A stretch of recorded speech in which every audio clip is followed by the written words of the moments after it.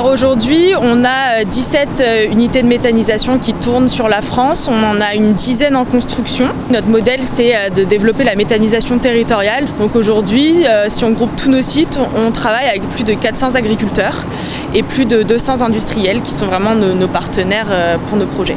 C'est cette parcelle implantée sur 2 communes, la mairie de Panne et la mairie de Corquières, qui a été définie comme étant effectivement le meilleur terrain pour pouvoir y faire la centrale biométhane de Chaumont.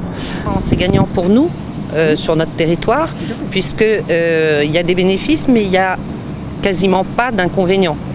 Au niveau environnemental, au niveau des odeurs, du bruit, etc. Et je pense que c'est une énergie du futur parce qu'on va produire local et on reste autonome. Et je reste persuadé que s'il ne faut plus travailler avec les énergies fossiles, il faudra bien des énergies renouvelables. Et à un moment ou à un autre, eh bien, il faut faire des choix.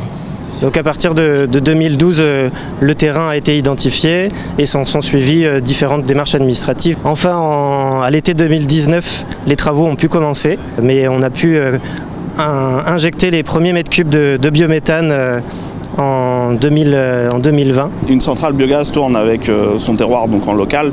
On va chercher les matières vraiment très proches, à moins d'une vingtaine de kilomètres de la centrale.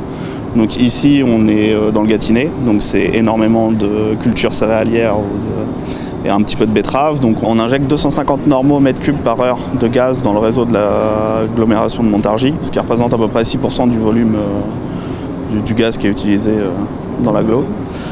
Et ça représente aussi donc 60 tonnes de matière passée par jour donc dans l'installation.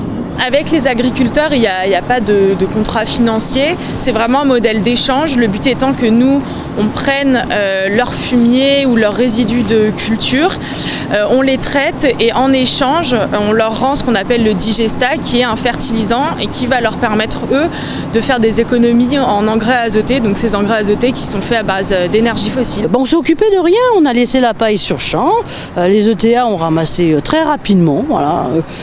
Nous, on n'a pas eu de travail supplémentaire pour le ramassage de paille.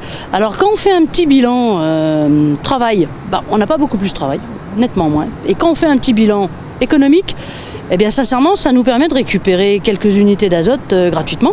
Beaucoup plus de bénéfices que de contraintes à tirer de ce partenariat. Voilà. Donc voilà, maintenant je suis convaincu que c'était une bonne idée cette aventure.